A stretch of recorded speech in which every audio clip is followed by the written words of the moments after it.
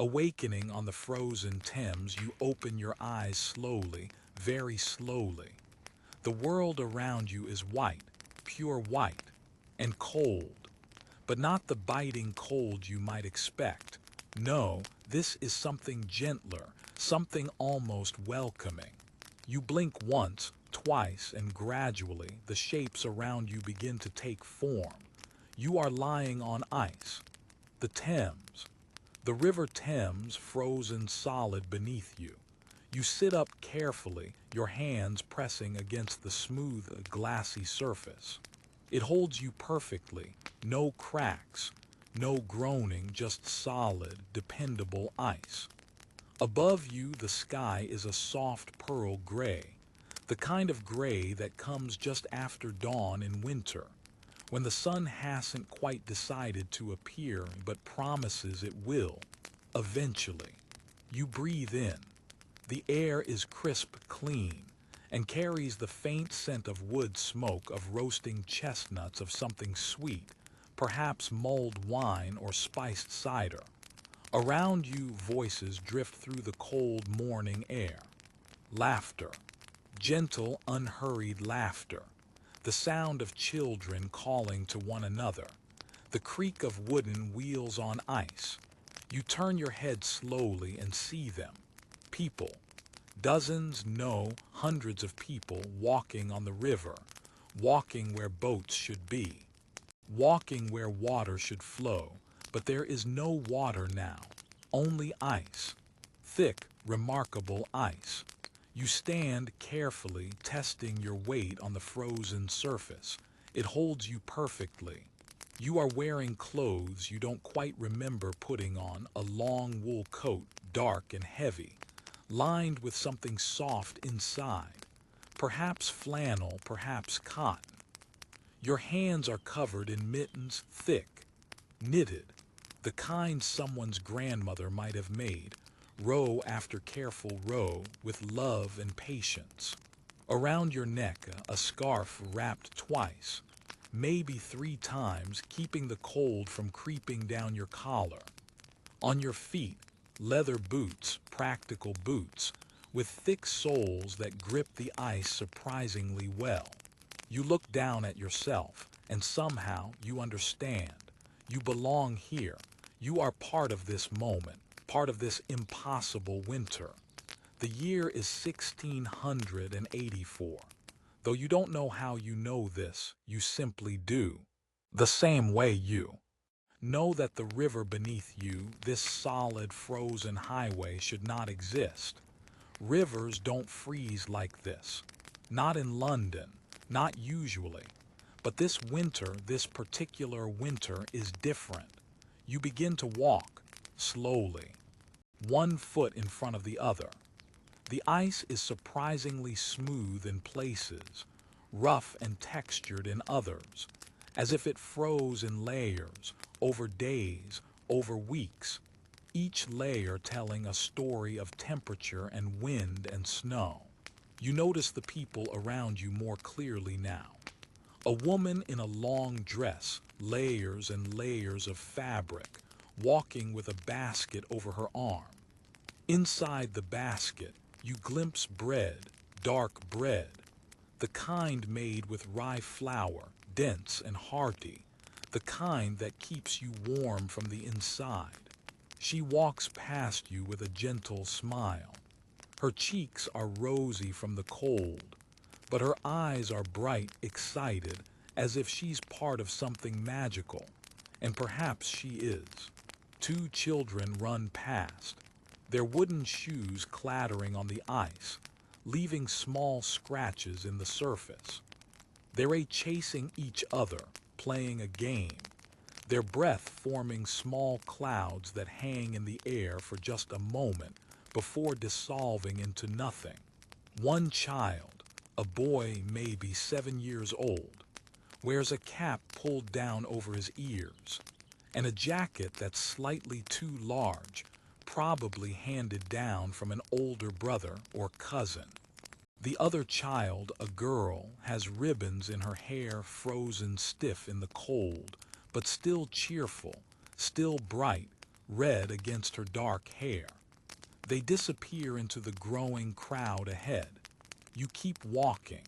The river stretches before you, wide and endless, bordered on both sides by the city you're beginning to recognize. London, but not the London of glass towers and rushing cars. This is a different London, a quieter London. Buildings line the riverbanks, made of timber and plaster, narrow and tall, leaning slightly, as if tired from holding themselves up for so many years. Smoke rises from countless chimneys, hundreds of small fires, each one warming a home, a shop, a tavern. The smoke blends with the morning mist, creating a soft, hazy boundary between earth and sky. You notice a church spire rising above the rooftops, tall and proud, its stone weathered by centuries of wind and rain and snow. The bells inside are silent now, but you imagine them on a Sunday morning, calling the faithful to prayer, their deep tones rolling across the frozen river. You pause, just for a moment, and look back the way you came. Behind you, the ice stretches empty, smooth, waiting for more footsteps, more stories. Ahead, the crowd grows thicker. You can see structures now, makeshift structures, appearing on the ice itself. Tents, stalls, small wooden buildings assembled somehow, impossibly, on this frozen river. You move toward them, drawn by curiosity, by the sounds, by the smells. As you walk, you notice the ice beneath your feet is not uniform. In some places, it's perfectly clear, transparent, and you can see dark water far below, still flowing, somehow beneath this frozen roof. It makes you dizzy for a moment, this glimpse of the world underneath. But the ice is so thick, so solid that your fear fades almost immediately. In other places, the ice is white, opaque, filled with tiny air bubbles that caught and froze as the water turned to solid. These sections look like snow, compressed and hardened, safe and soft. You walk over a patch where the ice is ridged, where waves froze mid-motion, creating a washboard surface that makes your boots vibrate slightly as you cross it. The sensation is oddly pleasant. A man passes you carrying a sign. You can't read all the words. The script is ornate, old-fashioned, but you make out fresh oysters and sixpence. He's heading toward the growing cluster of stalls ahead. His breath comes out in rhythmic puffs, and his boots leave clear prints in a thin layer of frost that's formed overnight. You follow those prints. They lead you deeper into the crowd, deeper into the impossible. The sounds grow louder now, but not harsh, not overwhelming. These are friendly sounds, human sounds, the murmur of conversation, the occasional burst of laughter, someone playing a fiddle, the notes clear and sweet, carrying across the ice. A simple tune, repetitive, soothing. You find yourself humming along, though you don't know the melody. Somehow, your body knows it. The scent of food becomes stronger. Roasting meat, perhaps mutton or pork. Fresh bread baking somewhere. The yeast and flour creating that distinctive, comforting aroma. Something sweet, honey cakes or gingerbread, spiced with cinnamon and nutmeg, precious spices that traveled far to reach this frozen river. Your stomach doesn't rumble, you're not hungry, but the smells are pleasant anyway, grounding, real. You reach the edge of the main gathering. Here, the ice is covered with activity. A printer has set up a small press, right here on the frozen Thames. You watch as he carefully arranges metal letters backwards into a wooden frame. His fingers are nimble despite the cold he practiced, confident.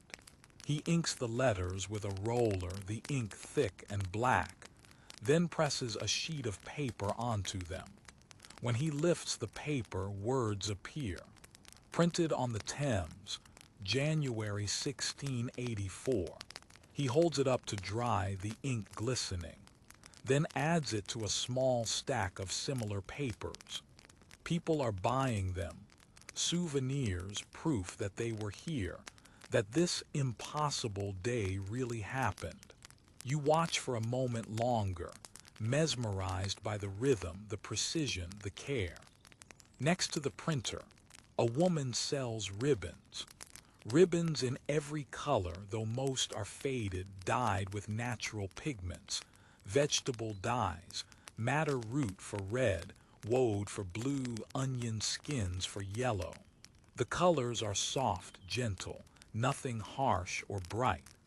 She arranges them on a small table, also made of wood, also somehow standing on the ice.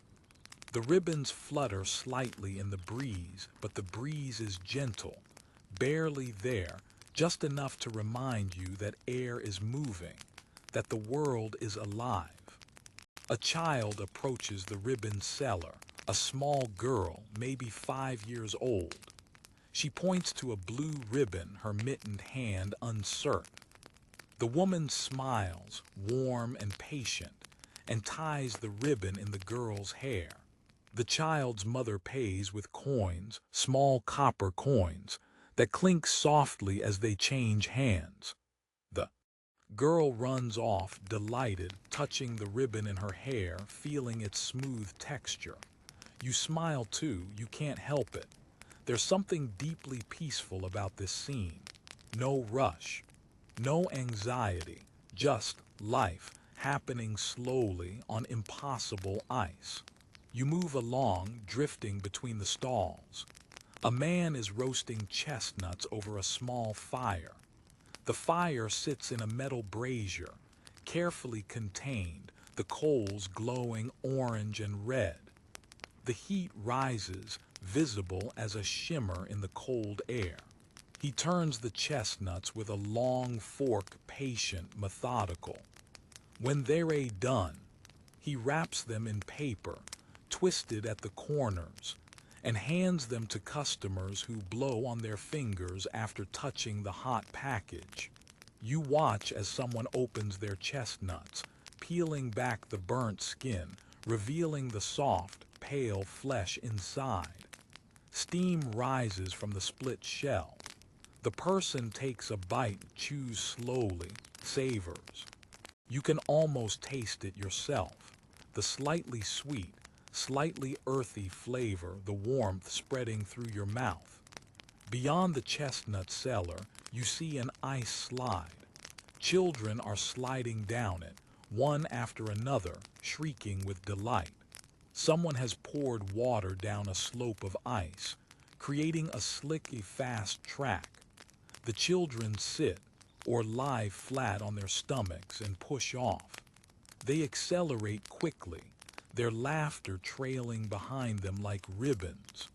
At the bottom, they tumble onto softer snow or simply slide to a gentle stop before jumping up, brushing themselves off, and running back to do it again. Adults watch, smiling, occasionally joining in. A father slides down with his daughter on his lap, both of them laughing, their joy pure and uncomplicated. You feel warmth in your chest despite the cold. This is happiness. Simple, uncomplicated happiness. You keep walking, slower now, absorbing everything. A puppet show is being performed on a small stage. The puppets are simple, carved wood, with painted faces and cloth clothes. They jerk and dance at the end of strings, controlled by hidden hands above. The story seems to be a comedy, something about a clever servant and a foolish master. The small audience laughs at the right moments, the sound carrying across the ice. Children sit in front, cross-legged, entranced. Adults stand behind, some holding smaller children on their hips. Everyone is dressed in layers. Wool mostly, because wool keeps you warm even when wet. And on this ice, there's always moisture in the air. Linen underneath close to the skin. Leather over top for those who can afford it. Cloaks, capes, shawls. Everyone's breath visible. Everyone's cheeks touched with color. But no one seems truly cold. The activity keeps them warm. The company keeps them warm. The impossibility of it, all the magic, it keeps them warm. You notice a group of men standing in a circle. They're looking down at something on the ice. Curious, you approach. As you get closer, you see what they're watching. Someone is skating. Not on ice skates as you might imagine them. Not the sleek metal blades of modern times. These skates are different. They're made of bone. Long, smooth bones, probably from cattle or horses, polished from use, tied to the bottom of boots with leather straps. The skater glides across a cleared section of ice, arms out for balance. He's not fast, not fancy, but he's steady, confident. He makes a slow turn, one foot crossing over the other, then glides back the way he came. The watching men nod, appreciating the skill. One calls out something, encouragement, or perhaps a friendly challenge. The skater waves, then continues his methodical circuit. You watch for a while, soothed by the repetition, the grace, the simple pleasure of movement. The sun is higher now, still hidden behind clouds, but brighter. The pearl gray sky has lightened to almost white. The world is suffused with gentle, diffused light. No harsh shadows, no glare, just soft, even illumination, like being inside a snow globe. You realize you're not cold. You should be standing still, watching, but you're not. The layers of clothing are doing their job. The lack of wind helps. And perhaps, somehow, the strangeness of this place, the impossibility, provides its own warmth. You turn slowly, taking in the entire scene. The frozen river stretches in both directions, covered now with people, with life. Behind you, London rises, its buildings huddled together, smoke rising, bells silent but present.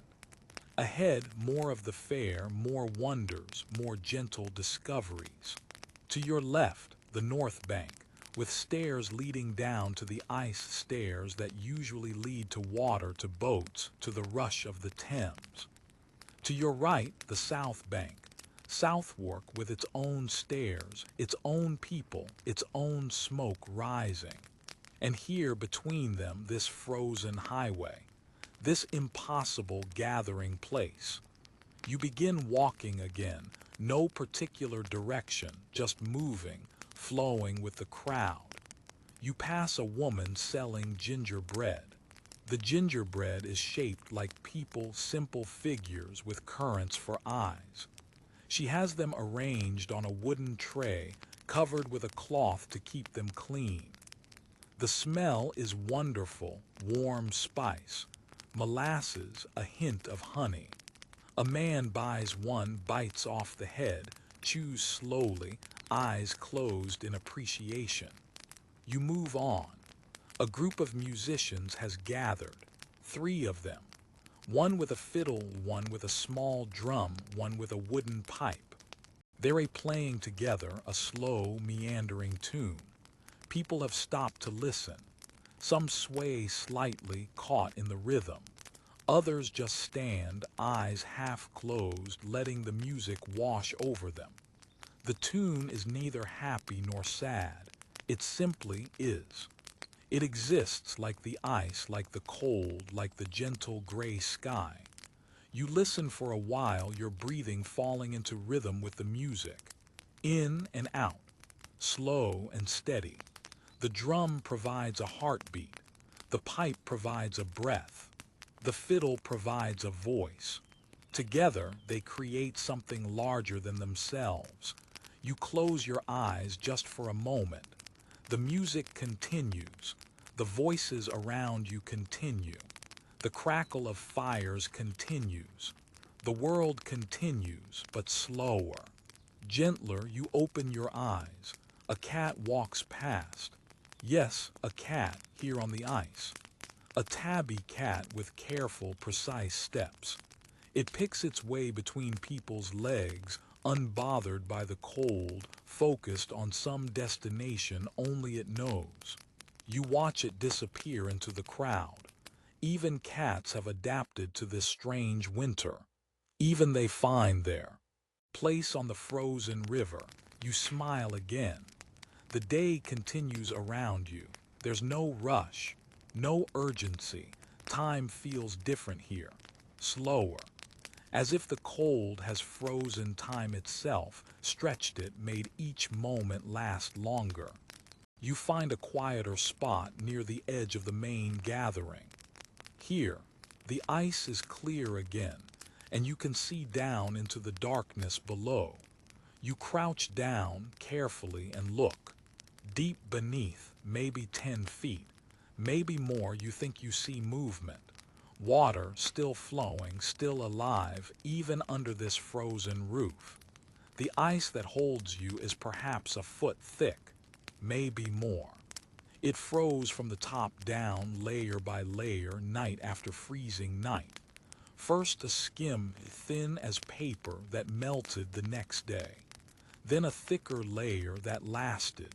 Then another, and another, until finally it was thick enough to walk on. Brave souls tested it first. Then more came, then everyone. And now it's a road, a gathering place, a wonder. You stand again. Your knees don't protest. Your back doesn't ache. You feel good, rested despite walking, calm despite the impossibility. You look up at the sky. The clouds are thinning slightly. Perhaps later the sun will break through, but not now. Now the gray remains, and it's perfect. You breathe deeply. The cold air fills your lungs clean and pure. You hold it just for a moment, then release, watching your breath form a cloud, then disappear. You do this again. Breathe in, hold, release. A simple rhythm, the rhythm of life. Around you, the fair continues its gentle buzz of activity. No one is rushing. No one is shouting. No one is afraid. This is a gift, this frozen river. A strange gift, certainly. An unexpected gift, but a gift nonetheless. And everyone here knows it. You can see it in their faces. The wonder, the appreciation, the understanding that this won't last forever, that eventually spring will come, the ice will melt, the river will flow again. But for now, for this moment, for this impossible winter, they have this. And it's enough, more than enough. You continue your slow exploration. Each step reveals something new. A vendor selling hot wine, ladled from a steaming pot. A man offering to write your name for a penny in elegant script. A woman with a cart full of apples, wrinkled from storage but still sweet. Children building a snowman, though the ice is too hard to provide much snow, so they've gathered what they can from the edges. A dog large and shaggy, lying contentedly near a fire, its owner nearby chatting with friends. Everything is slow, everything is gentle, everything is peaceful. Your eyelids grow slightly heavy, not from tiredness but from contentment, from the steady rhythm of walking, from the soft sounds around you, from the muted light. You find yourself near another stall. This one sells small carvings, wooden animals, simple but charming. Horses, dogs, birds. Each one smooth from handling, polished, loved. You pick one up, a small bird, and run your thumb over its surface. The wood is warm despite the cold. Warm from the maker's hands. Warm from being held. You set it down gently. The seller nods, no words needed. You move on. The day is stretching, gentle and long. There's no need to rush. Know where you need to be. Nothing you need to do, just be here, just experience this. The ice holds you safely. The crowd surrounds you kindly. The cold touches you gently. You are part of this moment, this impossible, wonderful, peaceful moment. You walk toward the north bank where stairs lead up from the ice. People are coming down carefully, holding the rail, stepping onto the frozen surface for the first time, eyes wide with amazement. You watch them arrive, each one pausing at the bottom, testing the ice, before taking that first brave step. And then they smile. They all smile because it's real. The ice holds. The impossible is possible. You turn away back toward the heart of the fair. The sun is definitely trying to break through now. The clouds are thinner, lighter. Small patches of blue appear, then disappear.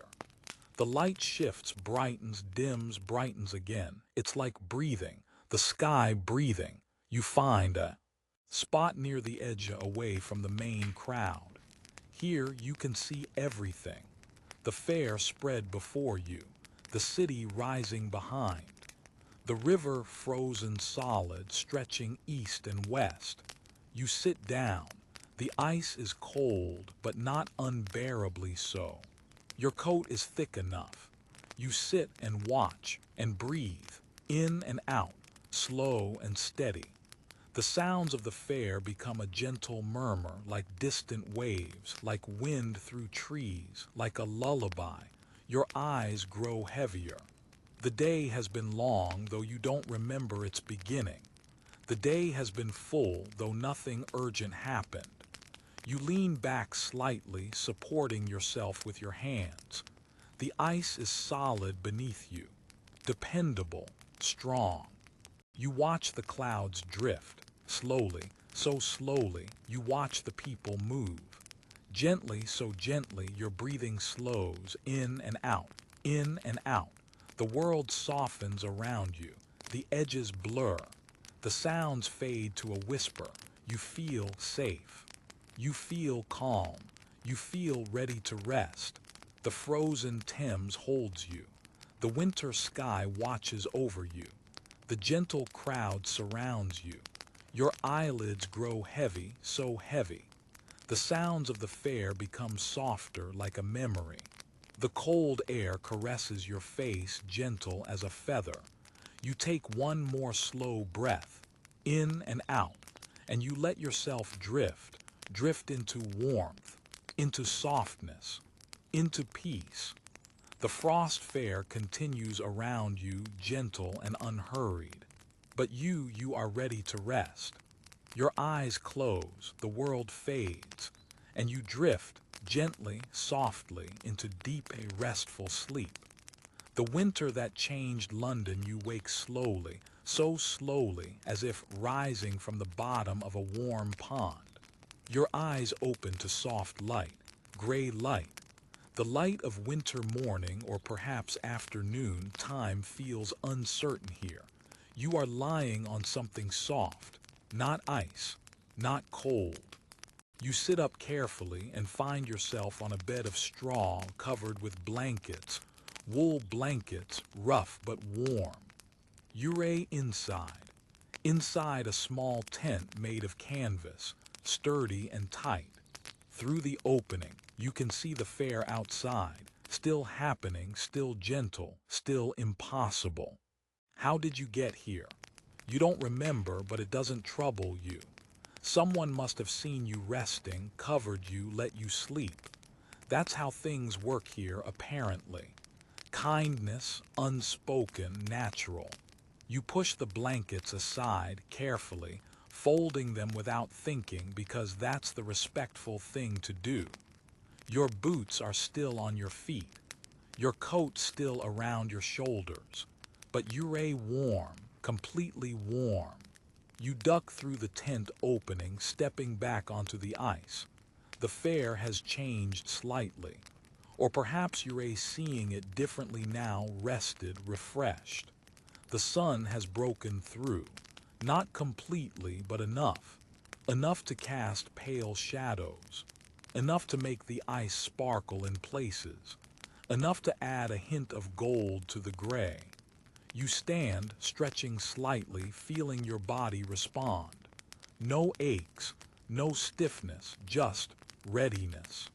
You begin walking again, slower than before, more intentional. You want to understand this place, this impossible winter, this frozen river. Your feet carry you toward an older man sitting on a stool. He's carving something, his knife moving slowly, precisely, revealing shape from wood. You watch for a moment.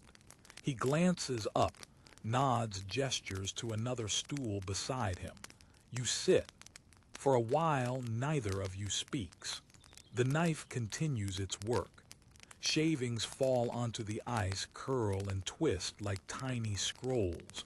Finally, he speaks. His voice is rough but not unkind.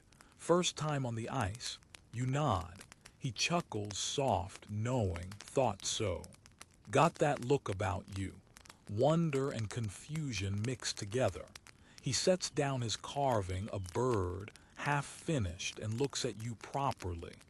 This river, he says, gesturing with his knife, hasn't frozen like this in memory.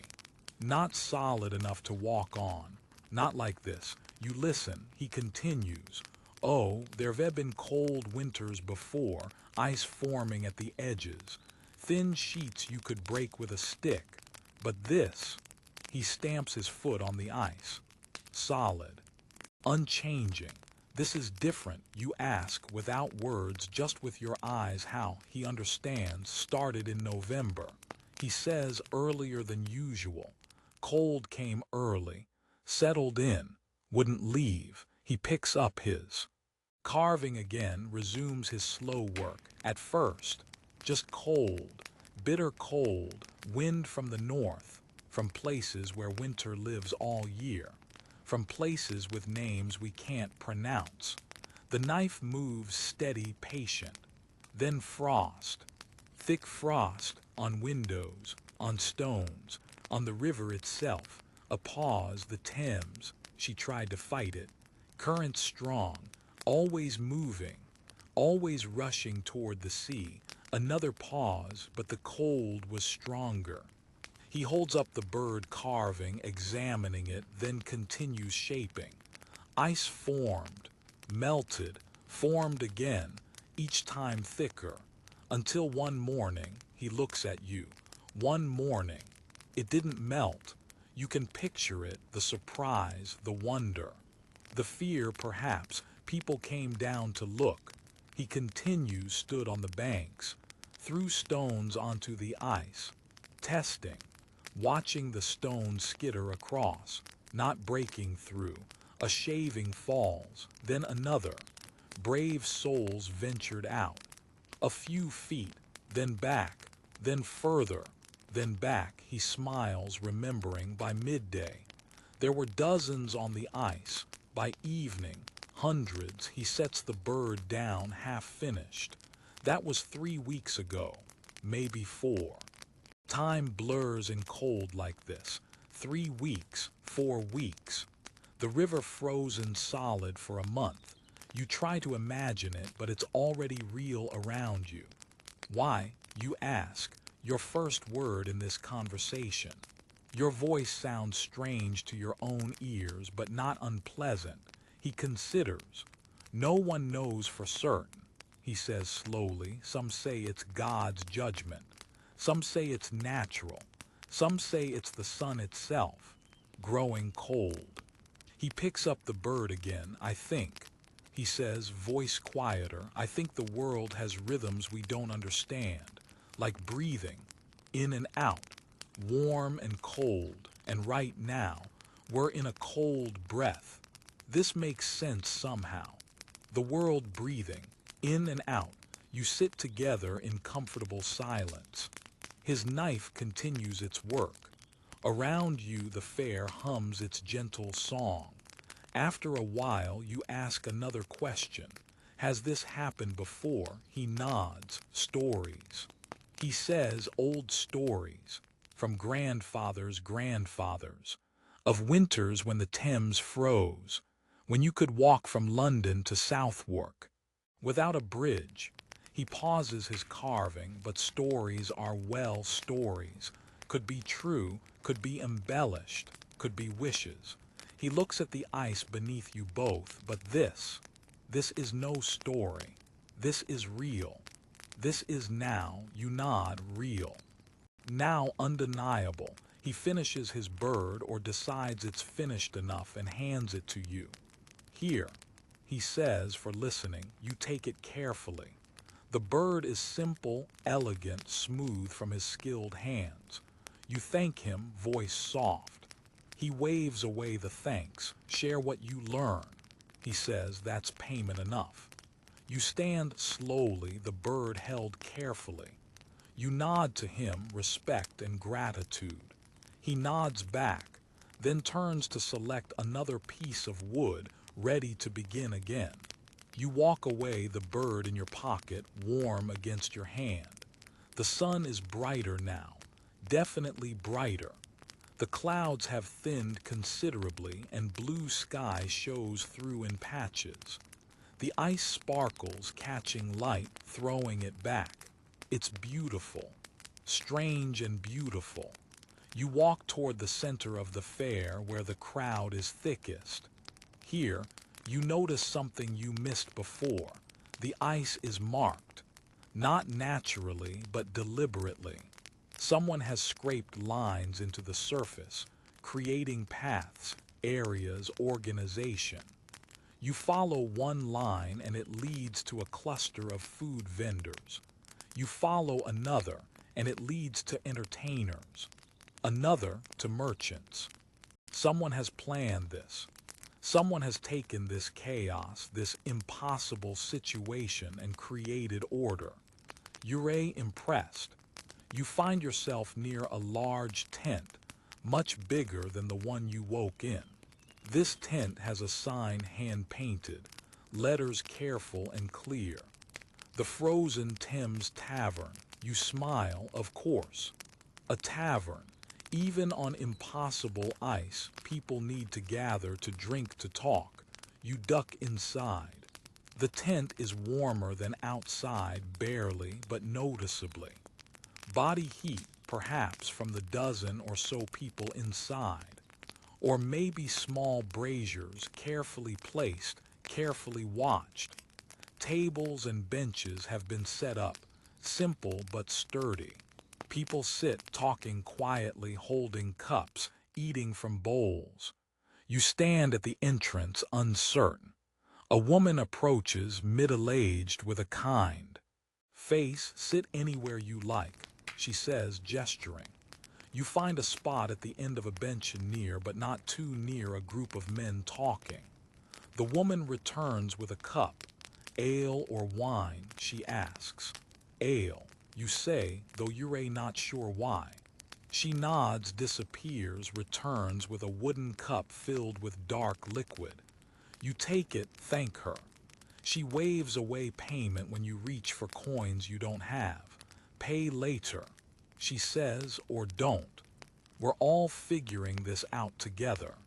She moves to another table. You sip the ale. It's not cold, not warm, room temperature, which is also ice temperature here.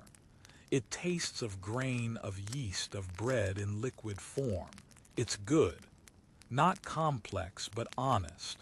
You drink slowly, listening to the conversations around you. The men at the nearby table are discussing the freeze. Heard it's colder up north. One says rivers frozen solid for months. Since autumn, everything's shifted. Another responds the cold that usually stays north. It's come south, visiting us, lingering, my cousin in Norwich. A third man adds, says they haven't seen the ground since October. Just snow and ice and more snow. They shake their heads, awed and troubled in equal measure. And it's not just England. The first man continues, traders say it's cold everywhere. France, the German states, even Italy, snow in places that never see snow. You listen, absorbing. A great cold, not just London, not just this river. Everywhere, the conversation shifts. The old London Bridge. One man says that's part of it. Blocks the flow, makes the freezing easier. Another nods. Too many arches. Too narrow. Water backs up.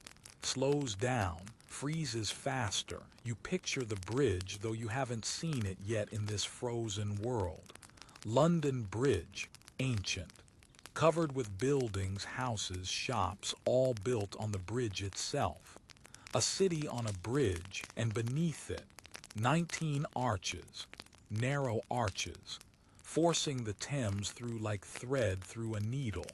Without the bridge, someone muses, river might not freeze at all, too fast, too strong. But we've had the bridge for centuries. Another counters, why freeze? Now no one has an answer. They drink their ale, consider the mystery, accept it. You finish your cup slowly, savoring the last sips. When you stand, the woman appears again. Done, she asks. You nod, come back any time. She says warmly, you will. You step back outside. The sun is at its highest point now, though still filtered through thin clouds. The light is bright for winter, bright enough to make you squint slightly. The ice glows. People have shed some layers, coats open, scarves loose. It might be 30 degrees, perhaps 32. Cold but not bitter, manageable, pleasant, even. You walk toward the southern edge of the fair. Here you find something unexpected. A tent larger than most with a sign that reads natural philosophy. Curious, you enter. Inside, a man stands before a small crowd, perhaps 10 people. He's older, dressed in dark clothes, with spectacles perched on his nose. In front of him, a table covered with papers, drawings, instruments you don't recognize.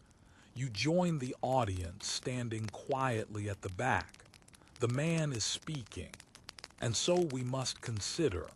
He's saying that the heavens themselves influence our climate.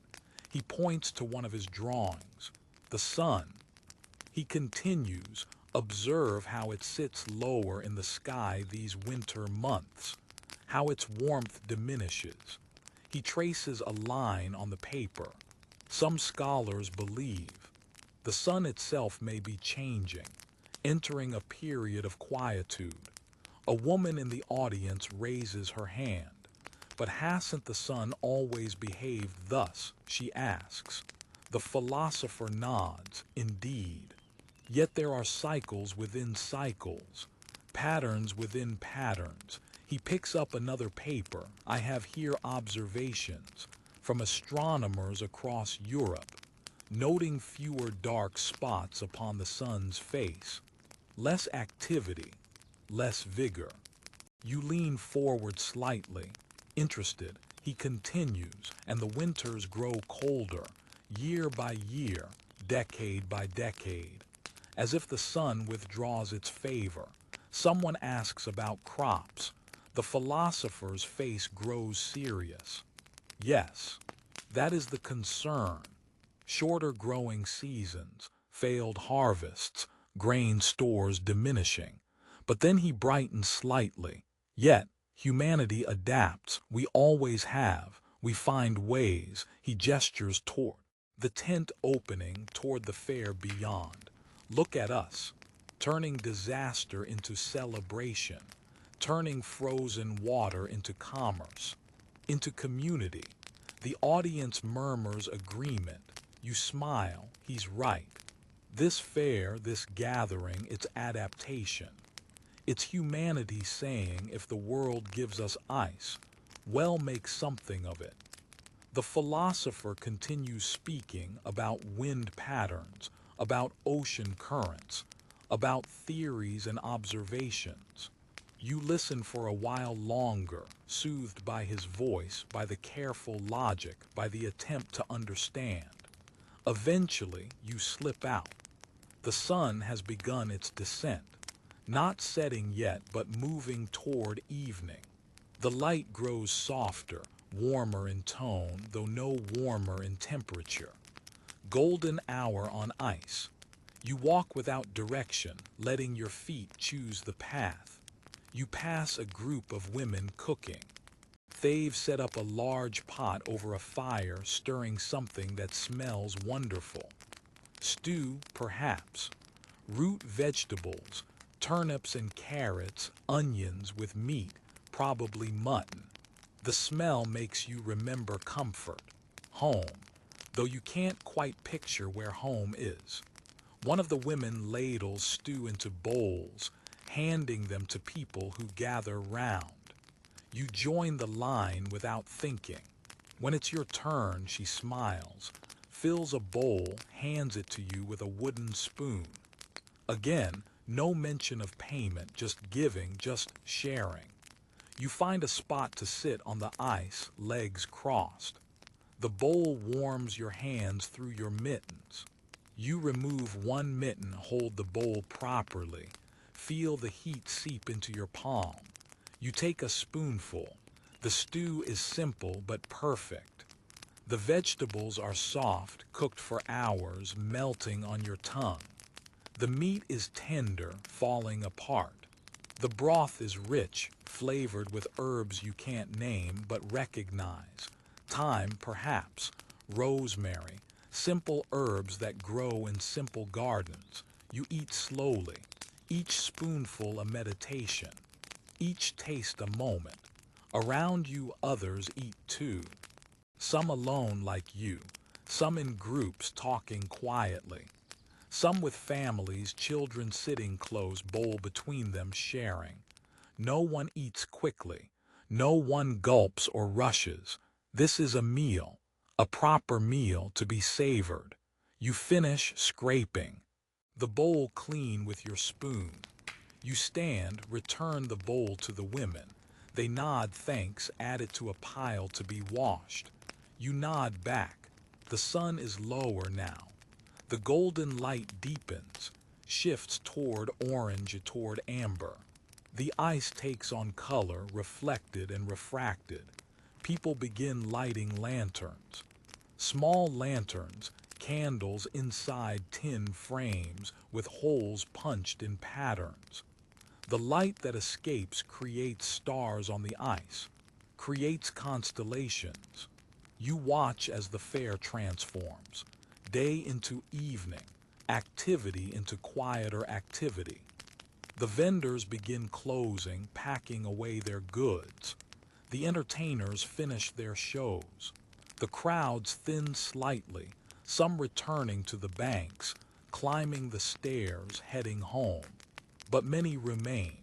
Many plan to stay through the night, sleeping in tents under stars on impossible ice. You're drawn to the edge of the fair again, to the quieter spaces. Here, you find someone you didn't expect. A woman, elderly, sitting on a folding chair. Before her, a small fire in a brazier, and beside her, a spinning wheel. She's spinning wool. Her hands move automatically, feeding the raw wool onto the spindle, twisting, creating thread. The wheel turns steady, rhythmic, hypnotic. You watch mesmerized. She glances up, sees you watching, smiles. Sit. If you like, she says. Her voice is gentle, worn smooth like river stones. You sit on the ice near her, careful not to block the firelight. Her hands never stop moving. Feed the wool, twist. Let it wind onto the spindle. Repeat. Learn this as a girl, she says softly, from my mother, who learned from hers. Back and back, as far as memory goes, the wheel turns, wool from sheep, sheep from grass, grass from earth, earth from God. She says it like a prayer, like a poem, everything connected. She continues, everything part of the great chain. You watch her hands, old hands wrinkled and spotted, but still nimble, still sure. This cold, she says, this freeze, it's part of the chain too, part of the pattern we can't see whole. The wool becomes thread, thin, strong, even. Sheep are cold this winter, grow thicker wool. We shear them, spin it, make warmer clothes. She chuckles softly. The cold provides what's needed to survive the cold. Balance, always balance. The wheel turns. You feel your breathing match its rhythm. In and out, spin and wind. My grandmother, the woman says, told me of a winter like this. When she was young, river frozen, people walking. Just like now, you lean forward slightly, she said. It lasted near 2 months.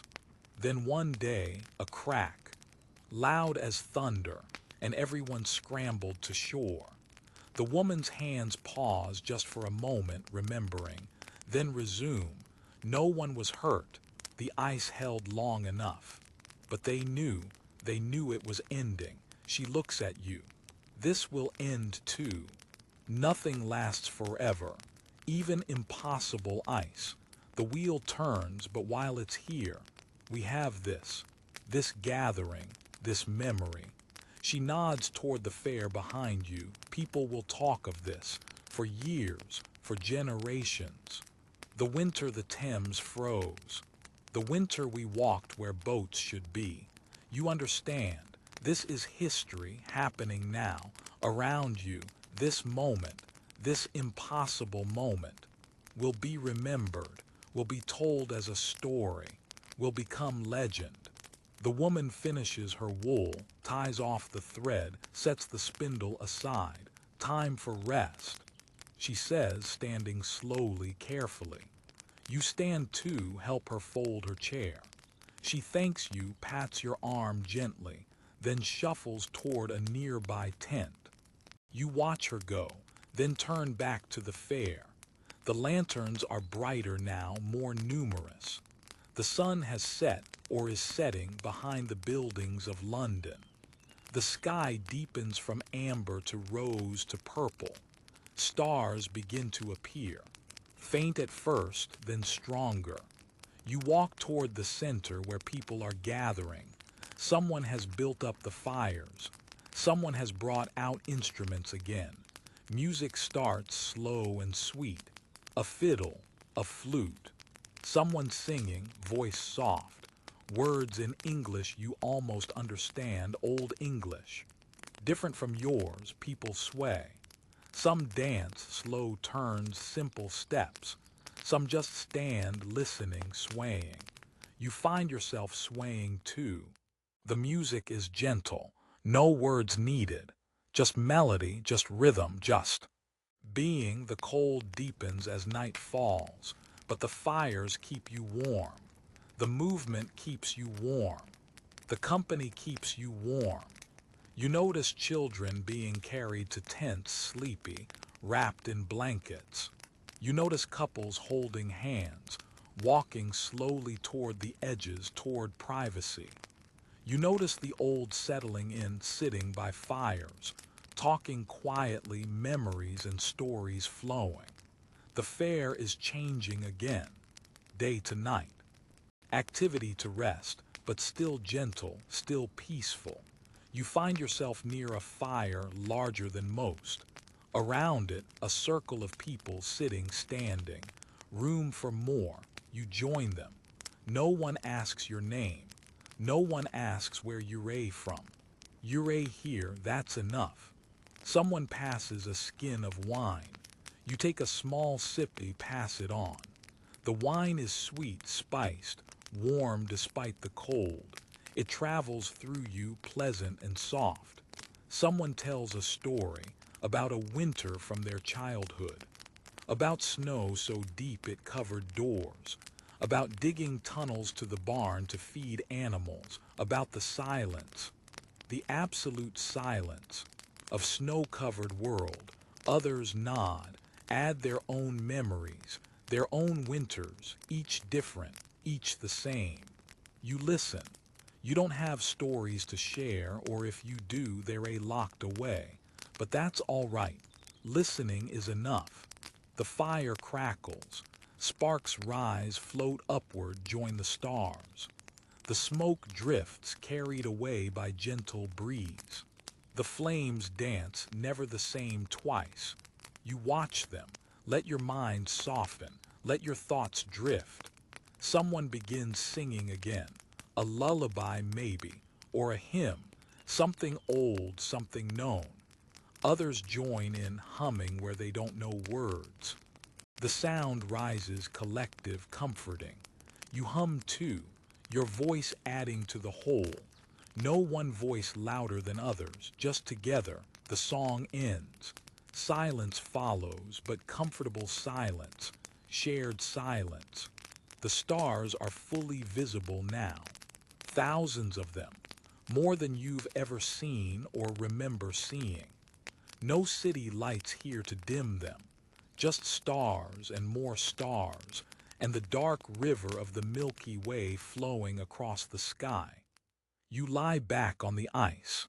It's cold, but you're bundled. You're safe. You look up, the stars look down. Around you others lie back too. A few, then more than most, all watching the sky, all silent, all breathing together. The universe spreads above you, vast, infinite, uncaring but not cruel, just existing, like the ice, like the winter, like this moment. You feel small but not insignificant, part of something, part of this night, this sky, this frozen river, this gathering. Your breathing slows, deep and even, in and out, in and out. The cold air fills your lungs, the stars fill your vision. The silence fills your ears, everything is still, everything is quiet, everything is perfect. Your eyelids grow heavy, the stars blur slightly, soften, become gentle points of light. Someone near you is sleeping. Their breath slow, steady, peaceful, others too. The fire crackles softly. A voice murmurs something, then quiet again. You let your eyes close just for a moment, just to rest them. The darkness behind your eyelids is soft, warm, welcoming. You drift, not quite asleep, not quite awake, somewhere between, somewhere comfortable. The ice holds you. The winter wraps around you. The stars watch over you. And you rest. Your breathing slows further, in and out, so slow, so gentle. The sounds of the fair fade, the cold fades. Everything fades except the soft darkness, the peaceful darkness. You drift deeper, deeper, into warmth, into softness, into dreams, or maybe memories, or maybe something else entirely. Your body relaxes completely. Your mind quiets. The night continues around you, gentle and kind. The frozen Thames holds you safe. The winter sky watches over you. And you sleep, deep, restful, perfect sleep. Life on the ice, the frost fair begins. You wake to gray light again. Soft, gentle, the light of morning, though you're not sure which morning. How long did you sleep? Hours, days. It doesn't matter. You feel rested, completely rested. You open your eyes slowly. You're still on the ice, still surrounded by the remnants of last night's gathering. The fire has burned down to ash and ember. People sleep around you, bundled in coats and blankets, breathing softly. Some intense, some under the open sky, all peaceful, all safe. You sit up carefully, quietly, not wanting to disturb anyone. Your body doesn't protest. No stiffness from sleeping on ice. No cold seeping into bones, just readiness. The air is very still. No wind. The temperature has dropped during the night, you can tell. Your breath forms thick clouds, but inside your layers, you're warm enough. You stand. The ice beneath your feet is covered with a thin layer of frost. White frost, delicate as lace, coating everything. Each blade of frozen moisture catches the dim light. The world sparkles. You begin walking. Slowly. Your boots crunch softly on the frost. The sound is pleasant, rhythmic. Behind you, the camp begins to stir. Someone coughs quietly. A tent flap opens. Soft voices murmur, but mostly stillness. You walk toward the center of the fair, or where the center was yesterday. The stalls are still there, closed, now shuttered. But as you watch, they begin to open. One, then another, then more. Vendors emerging from tents, stretching, starting fires, beginning the day. You smell bread baking. Somewhere, someone has an oven. On the ice. An impossible oven, but real nonetheless. The smell is wonderful, yeast and heat and grain. You follow your nose. You find a small tent, smoke rising from a pipe through the canvas. Inside, you glimpse a woman pulling loaves from a makeshift oven. The loaves are dark and dense, steaming. She sees you watching, smiles, breaks off a piece from one loaf. Still hot. She offers it. You take it gratefully. The bread burns your fingers slightly, but you don't mind. You blow on it, then take a bite. It's perfect. Chewy, slightly sour. The taste of fermentation, of time, of patience. You eat slowly, savoring each bite. The woman nods approval, then turns back to her work. You move on, still eating. The fair is waking around you. More vendors opening. More fires lighting. More people emerging, rubbing sleep from eyes, greeting each other softly. Morning. Cold one. Eyes, simple exchanges, friendly.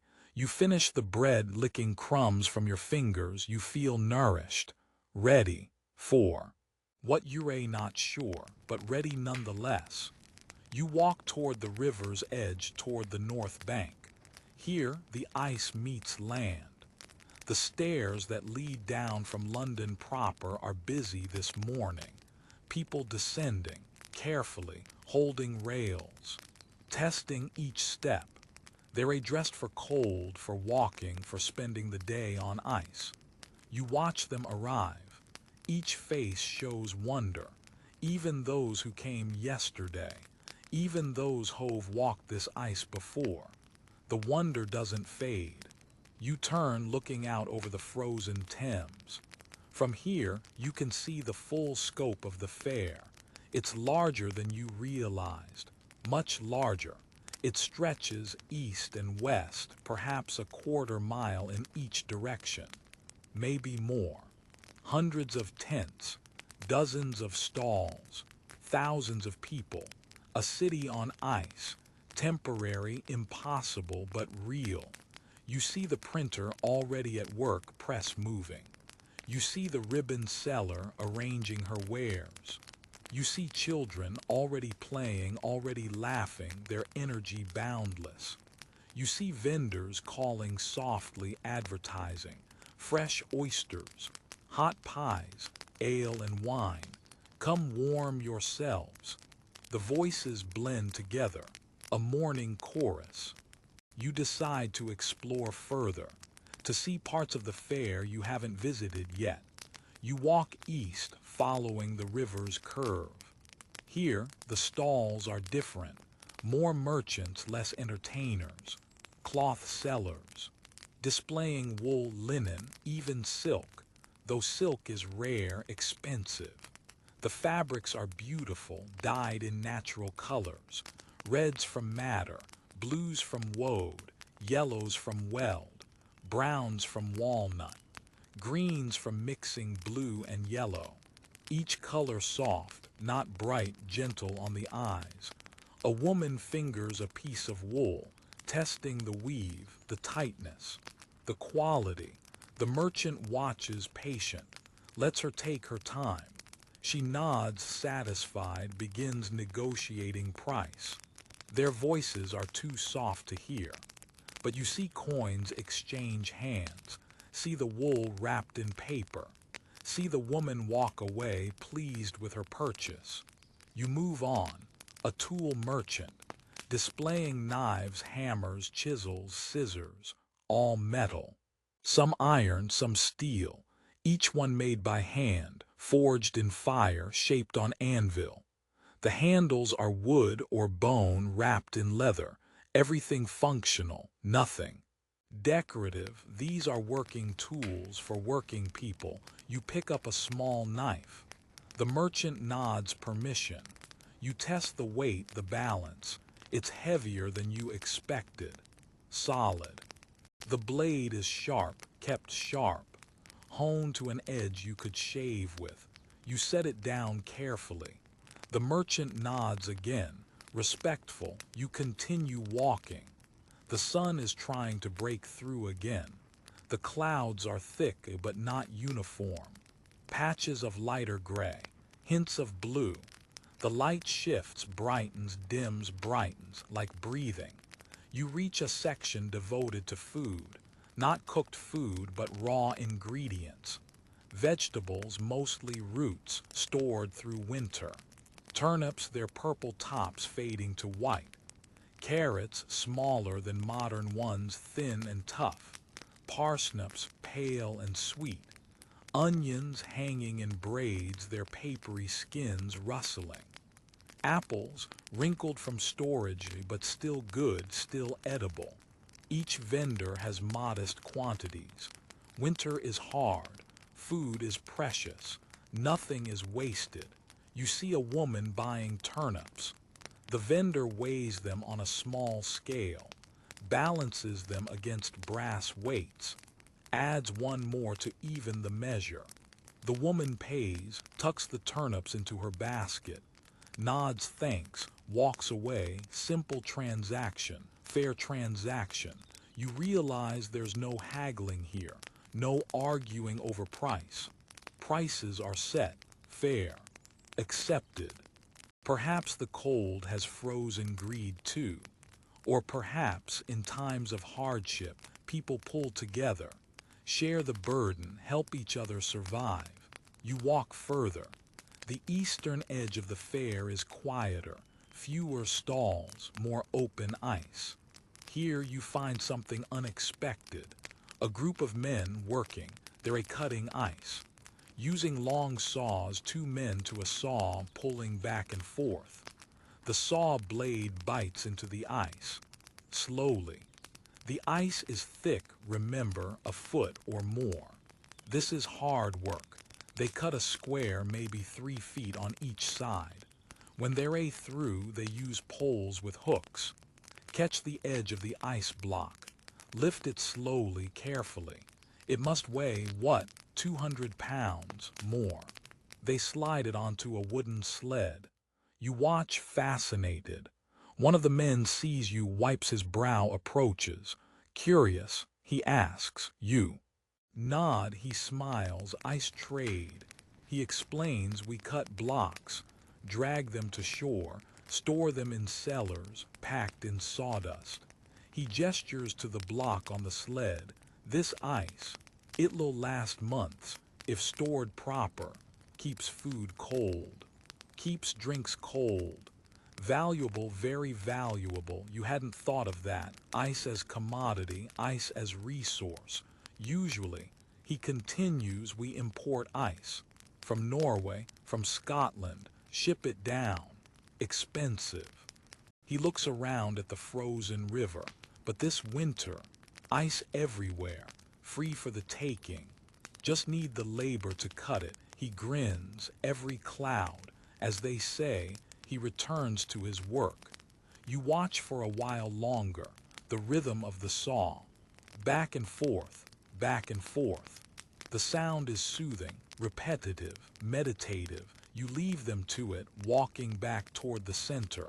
The sun has emerged, not fully but partially, enough to cast pale shadows, enough to warm the air slightly.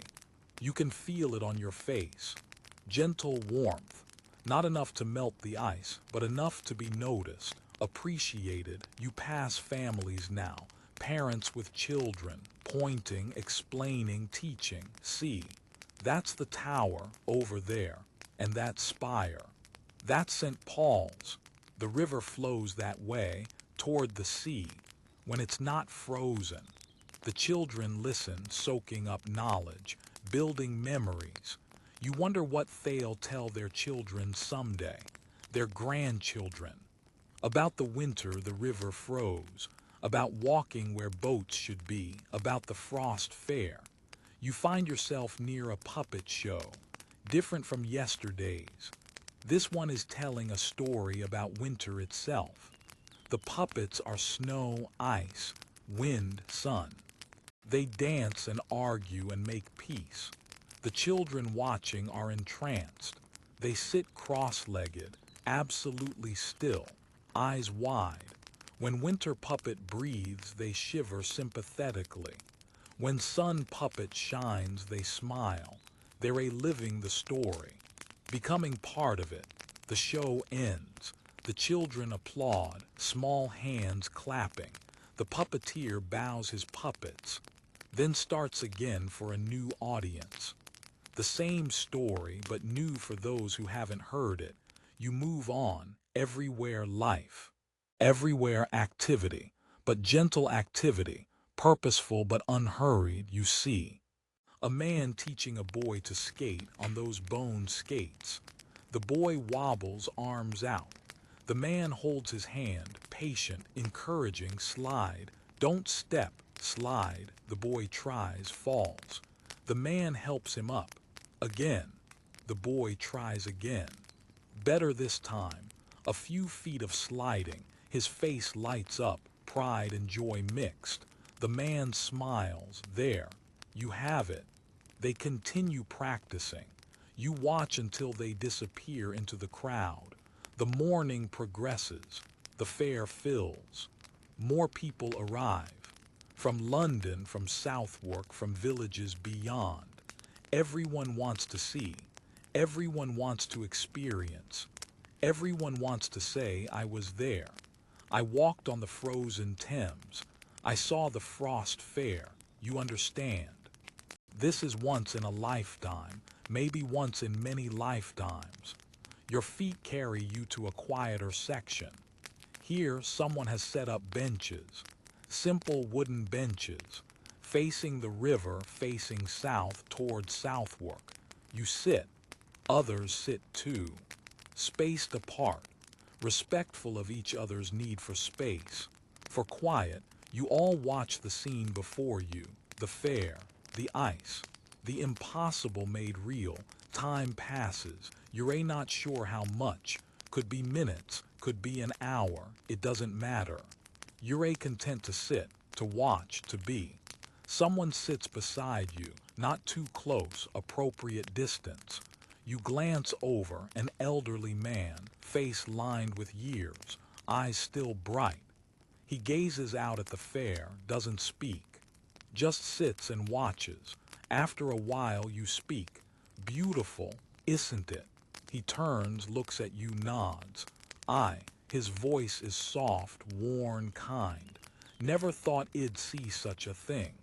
He returns his gaze to the fair. I am 83 years old. He says quietly, born in 1601, lived through plague, through fire, through war. He pauses, thought I'd seen everything. Another pause, but this. He shakes his head, gentle wonder in his expression. This is new. You sit together, two souls or many sharing a bench, sharing a moment, sharing wonder. Time continues its slow passage. The sun climbs higher, still filtered by clouds, but higher. The light changes, softens, mellows. You notice music starting somewhere, distant. Flute or recorder, playing a melody you don't know, but it's beautiful, simple and beautiful. The old man beside you begins humming. He knows this tune. You listen, learning it. Soon you're humming too. Two voices, quiet, blending, adding to the music, even if the musician can't hear. The song ends. Another begins, different but equally beautiful. You both listen. Hum where you can, enjoy the silence where you can't. Eventually, the old man stands, slowly, carefully. You half stand, ready to help if needed. He waves you down. I am old, not broken, he says with a smile. You sit back down. He looks at you. Thank you for sitting with me. You nod. Thank you for sharing your bench. He chuckles. Not my bench. Ice belongs to everyone. Maybe that's the lesson here. He walks away, slow steps, but steady. You watch him go, then turn back to the fair, the lesson, sharing, community. That which belongs to no one belongs to everyone. The ice doesn't care about property, about ownership, about wealth or status. It's just ice. And everyone can walk on it, everyone equal. You sit a while longer, then rise, time to explore more. You walk toward the western edge now. Here the fair is younger, stalls still being set up, people still arriving with goods, still figuring out where to place things. You see a cart being dragged across the ice, pulled by two men. The cart is full of firewood, precious firewood, cut from forests outside London, brought in to keep the fair warm, to keep the people warm. The men pull steadily. The cart's wheels have been replaced with runners, like a sled. It slides more easily than wheels would roll. They reach a spot, stop, begin unloading, stacking wood carefully, each log placed precisely.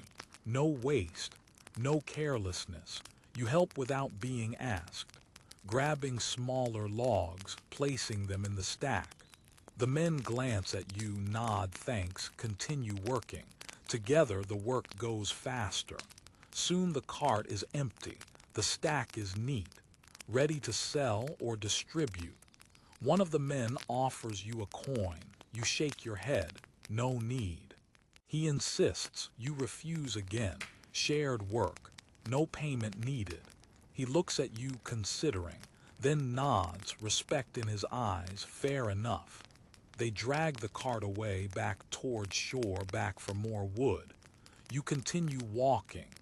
Your body feels good, warm from the small labor, muscles engaged, blood flowing.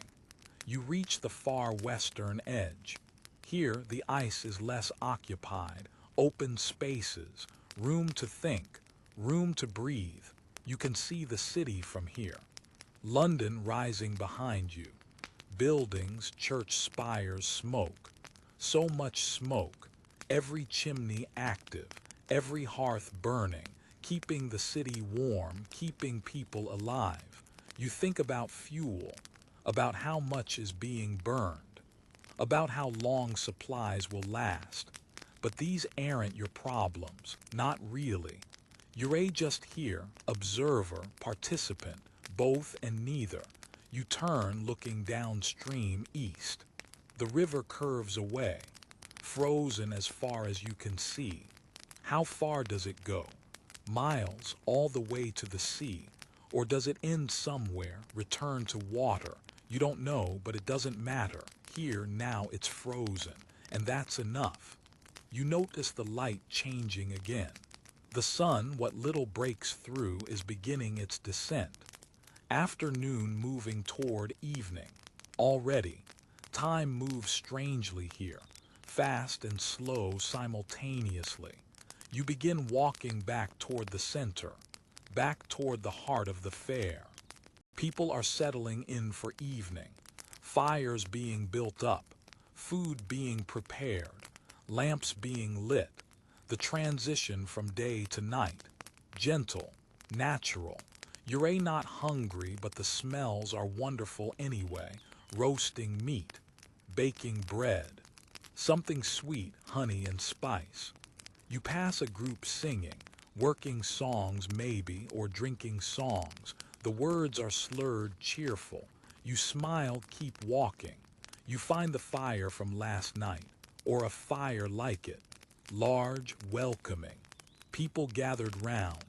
You join them, finding a spot, sitting on the ice. No one greets you, but no one turns you away. You're simply accepted, part of the circle, part of the gathering. The fire crackles, sparks rise. The heat touches your face.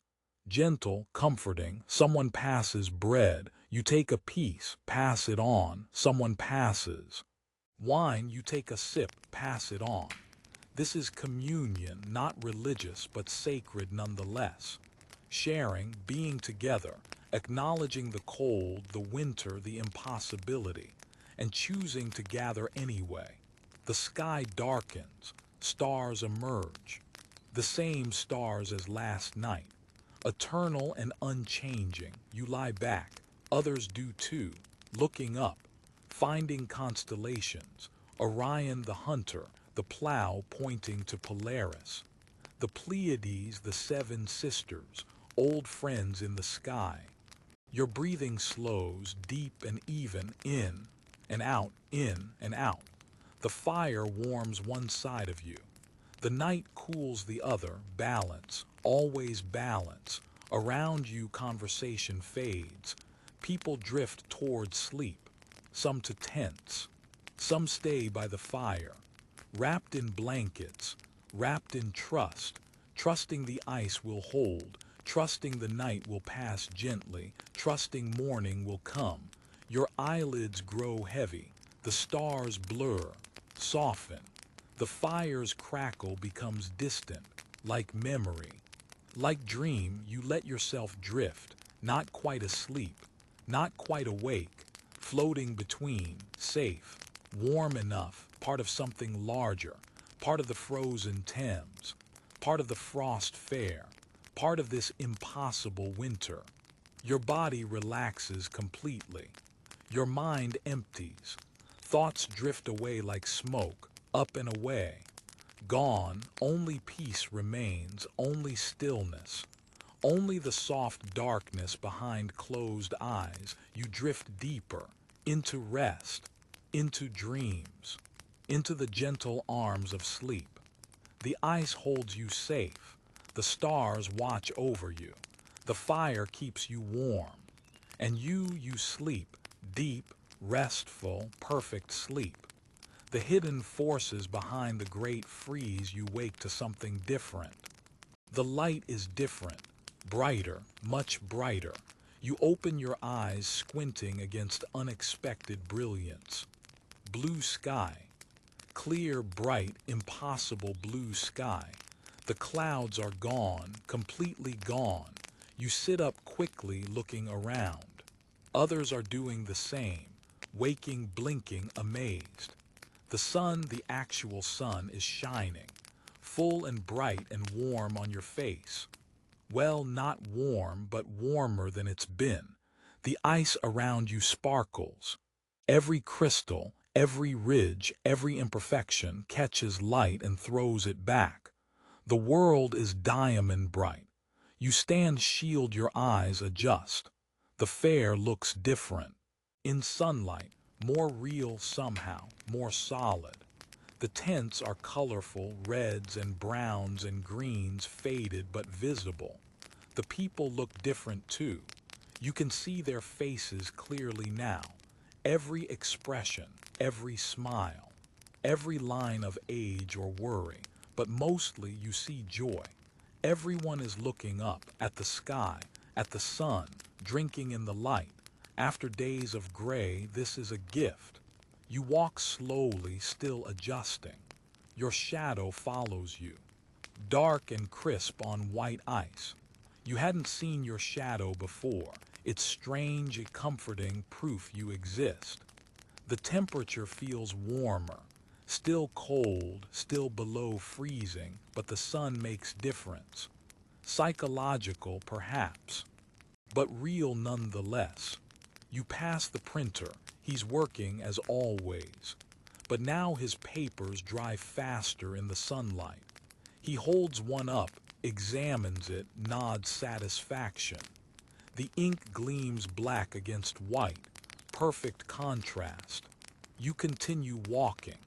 Drawn toward the center where voices gather, you find a crowd, larger than usual, gathered around something.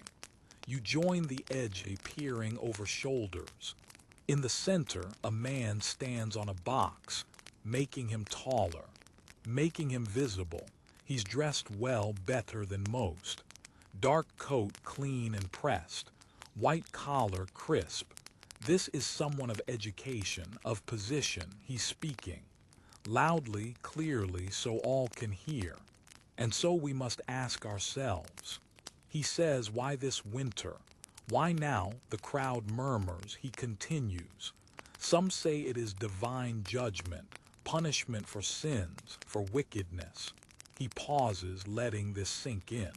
But I say, look around you. He gestures to the fair, to the people. Do you see wickedness here? Do you see sin? Heads shake. No. You see neighbors helping neighbors, strangers sharing bread. Humanity at its finest, murmurs of agreement, so if not judgment. Then what? He pulls out papers, unfolds them. I have here letters from scholars across Europe, observations, measurements, theories. He looks at the crowd. The world is changing. The climate itself shifts, like tides, like seasons, but slower, over decades, over centuries. You listen intently. He continues. The sun itself, our source of warmth, of life, has entered a quiet phase. He holds up a paper with drawings. Astronomers note fewer sunspots, less activity on the solar surface. And with this decrease comes cooling. Someone in the crowd calls out, how long will it last? The speaker shakes his head. No one knows. Years, decades, perhaps longer, or perhaps this winter is the worst, and next year brings warmth again. He folds his papers carefully, but whatever the cause, whatever the duration, we must adapt. We must learn. We must survive. He steps down from his box. The crowd doesn't disperse immediately. People talk among themselves, discussing, debating, some skeptical, some convinced, all interested. You move through the crowd listening to fragments. My grandfather spoke of cold years. In his youth, crops failed 3 seasons running, back in 30. But the sun, how can the sun change? Everything changes. Why not the sun? The conversations blend together. A tapestry of thought, of trying to understand. You find yourself near the speaker. He's gathering his papers, preparing to leave. You approach. Excuse me. You say softly. He looks up, smiles. Yes. You're not sure what to ask. But he waits patiently. Finally, words come. The sun. It will warm again. He considers. I believe so. Yes. All cycles complete eventually, though we may not live to see it. He looks at the bright sky above. But perhaps we will.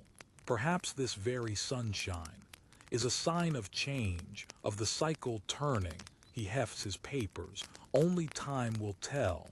And time, well, time moves at its own pace. He nods to you, walks away. You stand thinking. Cycles, everything in cycles. The seasons, the tides, the sun itself, birth and death, warmth and cold, nothing permanent, nothing forever, even this impossible ice. You walk toward the river's edge, the north bank. Here you can see London Bridge in the distance. You decide to walk toward it. The ice beneath your feet is solid, unchanging. You walk for a while, following the curve of the river. The sun follows you, or you follow it. Either way, the light remains. The bridge grows closer, closer. You can see it clearly now. London Bridge, ancient and crowded. Buildings rise from the bridge itself. Houses, shops, all perched impossibly. A street in the air, and below the arches. 19 arches, some larger, some small, all narrow, all forcing the Thames through restricted space. You walk closer still. The ice near the bridge is different, rougher, more textured, where the current fought hardest before surrendering to cold. You can see water stains on the stone piers, high water marks, low water marks, the history of the river written on stone. You stand beneath the bridge, looking up. The underside is dark, shadowed even in sunlight. You can hear voices above, people crossing the bridge, on foot, on horse, in carts. Life continuing despite impossible ice below. You notice something. Ice built up around the piers, thick, irregular. Where water hit stone, froze, layered. This ice is different from the flat ice of the river. This is sculptural, almost beautiful. You reach out, touch it, cold of course, but also rough, textured, full of frozen bubbles, frozen motion. A record of the river's last fight. You pull your hand back, look around. Few people have come this far. The fair is back there behind you. Here it's quieter, more isolated. You can think here. You sit on the ice, your back against a pier. The stone is cold, even through your coat, but you don't mind. You look out at the ice stretching upstream, toward the fair, toward the impossible gathering. The sun is high now, midday perhaps. The light is at its brightest, the warmth such as it is at its peak. And yet the ice doesn't melt, doesn't even seem to soften. How thick must it be? How cold must it stay? You try to imagine the forces involved. The air temperature well below freezing day and night. The water temperature falling, falling until it couldn't resist anymore. The current fighting but losing. The ice forming layer by layer. Each night adding thickness. Each day not removing it until finally this. A solid road. A frozen highway. Strong enough for thousands to walk. Strong enough for carts, for horses, for buildings. Strong enough to hold a fair. It's remarkable, truly remarkable. You close your eyes, feeling the sun on your face. Even with eyes closed, you can tell it's there. The light pressing against your eyelids. Warm, red-orange glow. You breathe deeply. The air is crisp, clean. Cold but pure. No smoke here away from the fair. No cooking smells. Just air, just stillness. You sit for a long time. How long, you don't know. Time is strange here. Elastic. Sometimes fast, sometimes slow. Never quite reliable. Eventually, you open your eyes. The sun has moved. Not much, but noticeably. Afternoon now. You should go back to the fair, back to people. But you're reluctant. This quiet is precious. This solitude in the midst of impossibility is rare. You stand slowly, stretch. Your body is cold, but not uncomfortably so. The layers work. The wool, the linen, the leather. Each layer trapping air and trapping warmth. You begin walking back, toward the sounds, toward the smoke, toward the gathering. As you walk, you notice the ice more carefully. Really look at it. It's not uniform, not at all. In some places, perfectly smooth. In others, ridged like a washboard. In others, rough and bubbled. Each section tells a story of wind direction when it froze, of temperature variations, of the river's mood if rivers have moods. You kneel examining a particularly interesting section. Here, the ice is layered. You can see the layers, thin lines like pages in a book, each one a freezing event, a cold night, a story. You run your fingers over it, feeling the subtle differences, the texture, the history. Satisfied, you stand, continue walking. The fair grows closer, the sounds louder, the smells stronger. You're almost back. You see the edge of the gathering, the outermost stalls, and you see something new. A stage, larger than the puppet stages. Real stage with curtains with space for actors. A play, perhaps, or a performance of some kind. People are gathering, sitting on the ice, waiting. You join them, finding a spot at the back, sitting cross-legged, waiting with the others. The curtain opens. 3 actors appear, dressed simply but in costume. One wears a crown, paper crown, but recognizable. A king. One wears rags deliberately tattered. A beggar. One wears neither, just simple clothes. An everyman. The play begins. The story is simple. The king, cold in his palace, demands more fires, more warmth. His servants scramble, burning furniture, burning tapestries, but he's never warm enough. The beggar, living outside, accepts the cold, wraps himself in rags, survives. The everyman learns from the beggar, finds warmth in community, in shared fires. The moral is clear. Wealth can't buy warmth, not real warmth. Only community, only sharing, only acceptance brings true comfort. The audience nods. Some applaud, some sit in thoughtful silence. The actors bow, the curtain closes. The crowd disperses slowly. Some discussing the play, some just moving on. You sit a moment longer, thinking about the message, about community, about this fair, this impossible gathering. Everyone here, rich or poor, noble or common, all on the same ice, all equally vulnerable to cold, all equally dependent on shared warmth. The ice as equalizer, the winter as teacher. You stand joint stiff from sitting. You stretch, twist, loosen. The sun is lower now. Definitely afternoon, moving toward evening. The light is softening, taking on that golden quality again. You walk through the fair, aimlessly, contentedly, watching people, listening to conversations, absorbing the atmosphere. You pass a group of scholars, recognizable by their dark robes, their serious faces. They're debating. But if the sun's activity decreases, surely it must increase again. Cycles within cycles, the shorter daily cycle, the yearly seasonal cycle, and perhaps a longer cycle, decades or centuries. The ancient texts mention great winters, but are they reliable? Observation. We need more observation, more measurement.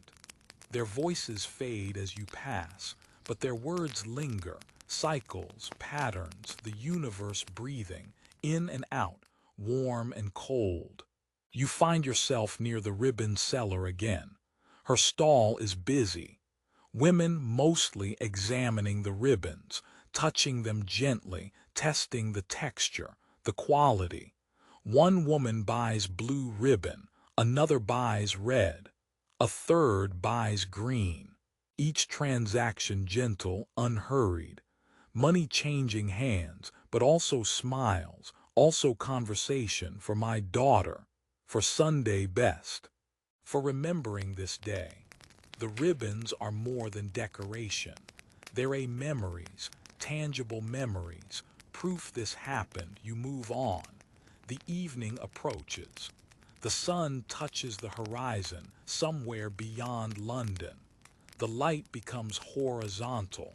Long shadows, everything gilded, everything beautiful, the temperature drops. You feel it immediately. The sun's warmth, such as it was, disappears. Cold rushes in. Sharp cold, clear cold. You're grateful for your layers. You pull your scarf tighter, tuck your hands into your sleeves. Around you others do the same. Coats buttoned, hoods pulled up.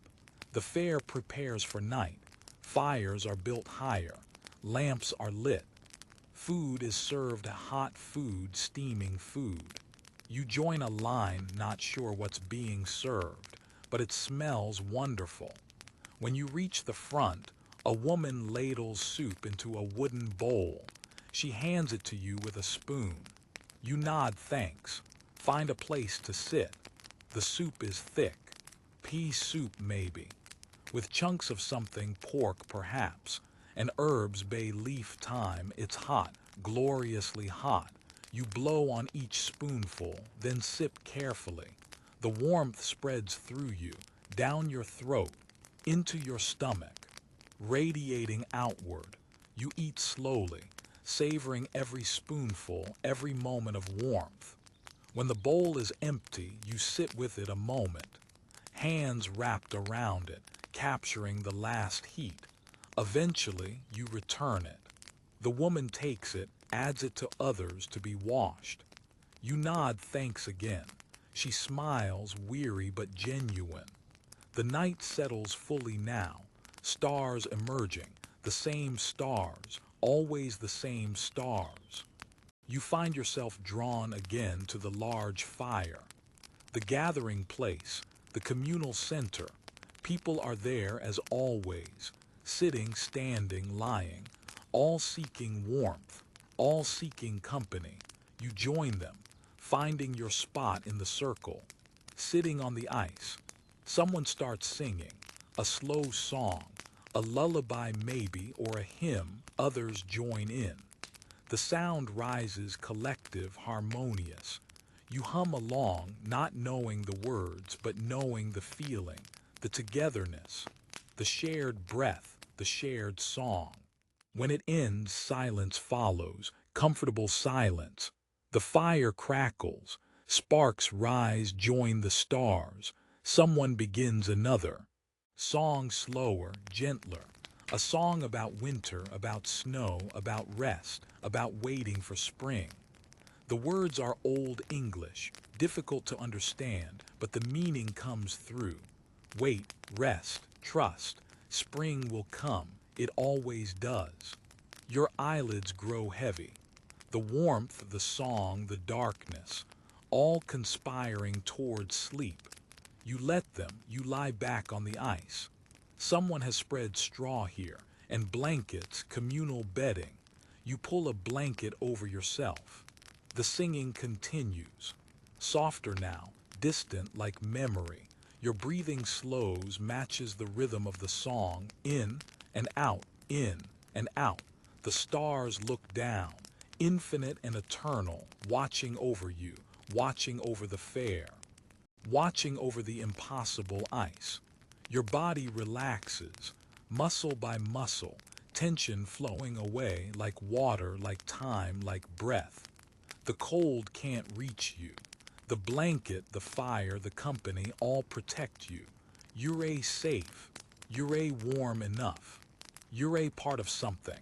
The singing fades, or maybe you fade, drifting away, away from the fire, away from the ice, into warmth, into softness. into dreams. The frozen Thames holds you. The winter night surrounds you. The stars watch over you.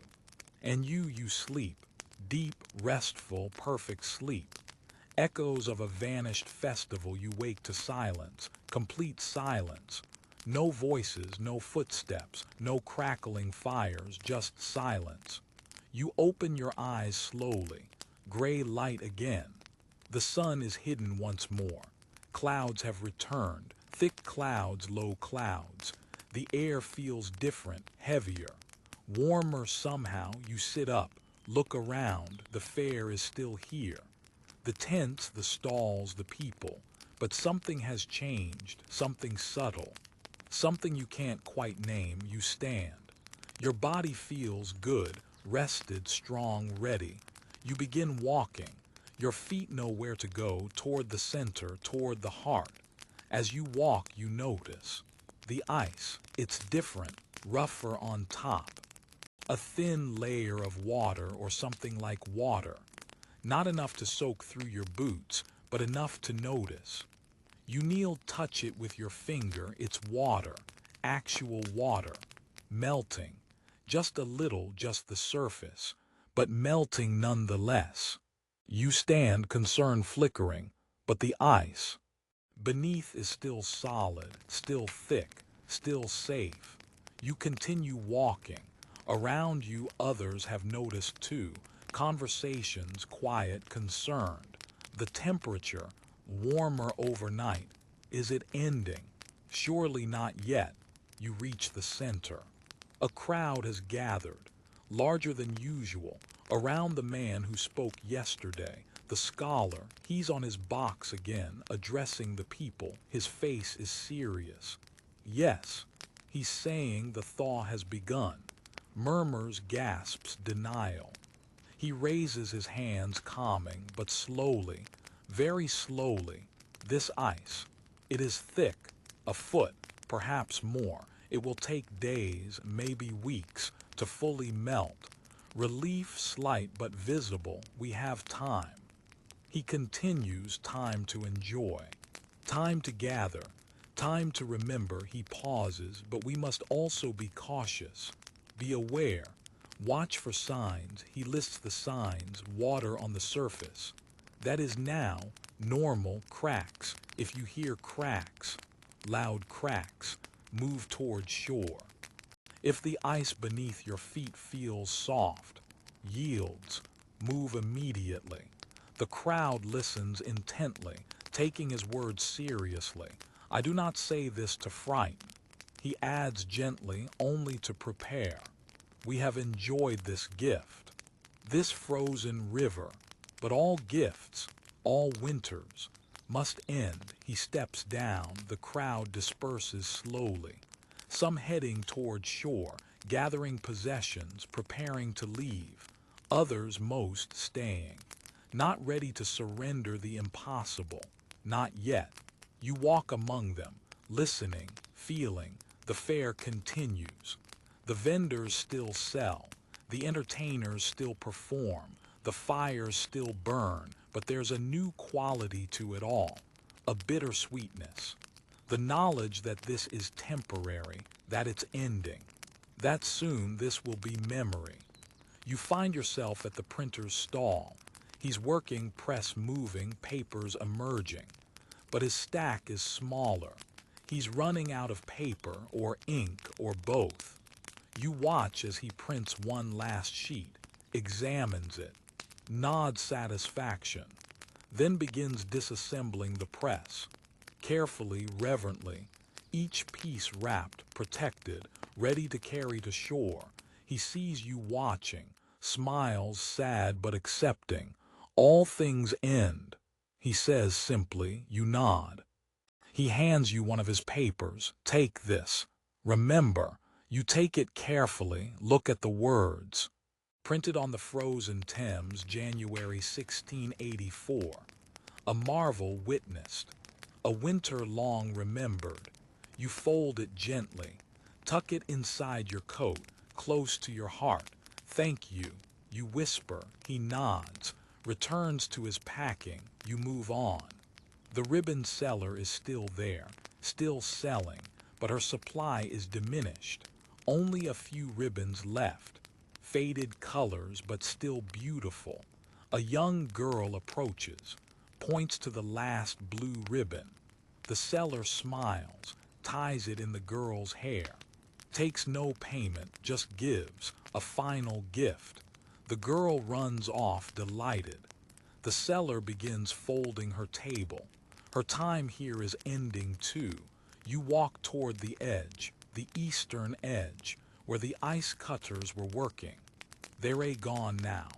The blocks already harvested, dragged to shore, stored safely. But the holes they cut remain, dark squares in white ice. You can see water in them, moving water. The river still alive beneath, still flowing, patient, waiting.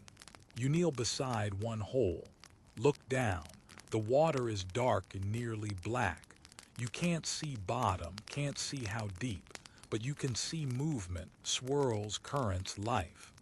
The river hasn't frozen solid, only its surface, its skin. Beneath it still flows, still moves toward the sea, still carries its burden of water, endless, eternal. You stand, walk back toward the center. The sun, still hidden, still clouded, is beginning its descent. Afternoon, evening approaching. Your last evening, perhaps, or perhaps one of many still to come. You don't know, can't know, you find the large fire, your fire though it belongs to no one. People are gathered more than usual, as if sensing, knowing this might be the end. Wanting to be together, wanting to share whatever time remains. You join them, sit in your spot. Someone has brought out food. Real food, not just bread or soup, a feast of sorts. Roasted meat, several kinds, vegetables cooked soft, bread fresh and warm, even sweets, rare sweets, honey cakes. It's being shared, plates passed, everyone taking, everyone giving. You eat though you're not hungry. You eat because it's offered, because it's communion, because it matters. The food is good, simple but good, honest food, real food. You eat slowly, savoring, remembering. When everyone has eaten, when plates are set aside, someone begins to speak. An old woman, ancient even. Her voice is thin but clear. I remember.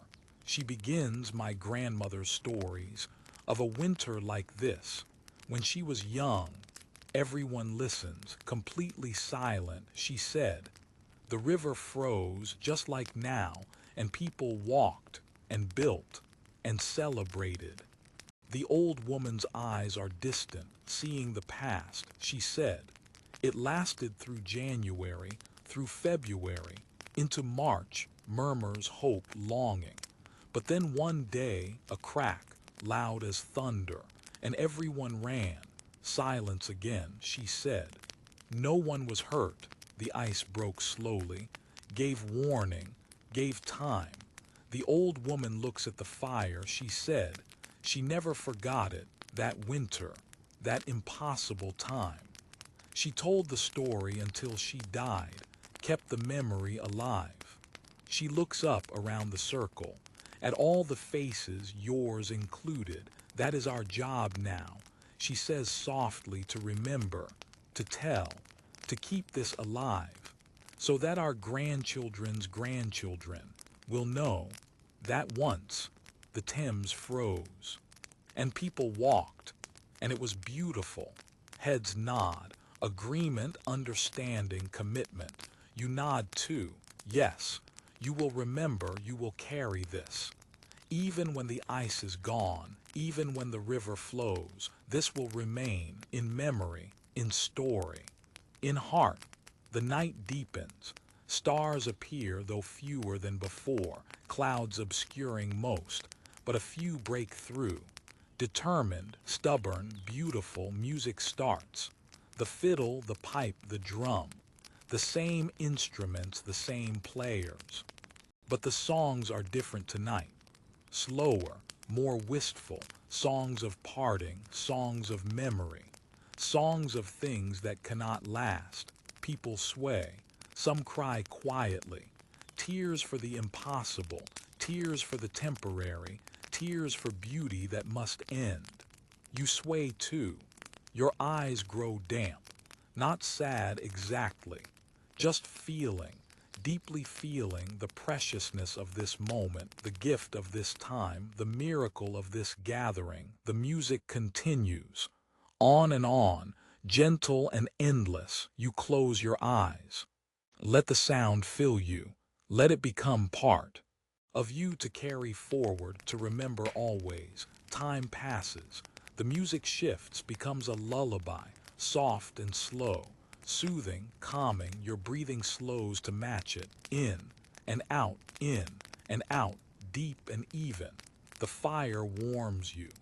The company surrounds you. The music holds you. You are safe. You are home. Even here on impossible ice, you are home. Your body begins to relax, muscle by muscle, tension dissolving, like ice in spring, like snow in sun, like winter into spring. The sounds fade, gently, gradually the voices quiet, the music softens, the fire settles, all becoming distant like memory, like dream. Your eyelids are so heavy, so very heavy, you let them close. Darkness, soft and warm, welcoming darkness, safe darkness. You drift away from the fire, away from the ice, into somewhere else, somewhere warm, somewhere timeless. The frozen Thames releases you gently. The winter night tucks you in. The stars, the few visible, watch over you, and you drift deeper, into sleep, into dreams, into the soft place between waking and rest. You float there, comfortable, content, complete. The ice beneath you is still solid, still safe, still holding. The river flows beneath, patient. The city surrounds, sleeping. The night continues, gentle and kind, and you rest, completely, utterly. Your breathing is so slow, so deep, so peaceful, in and out, barely moving, barely there, just breath, just being, just rest. The fair sleeps around you, hundreds of souls sleeping on ice, trusting together, safe in impossibility, safe in winter, safe in each other. Your mind empties, thoughts like snow, falling, settling, disappearing, leaving only quiet, only stillness, only peace. The darkness is complete now, soft and total, holding you, cradling you. You sink into it, gratefully, completely. No more thoughts, no more awareness. Just sleep, deep, restful, perfect sleep. The frozen Thames holds you one last time. The winter night surrounds you. The memory of the impossible fair wraps around you like a blanket, and you sleep, forever deep, forever peaceful, forever held by the gentle arms of winter rest. Your breath slows, slows, slows, until it's barely a whisper, barely.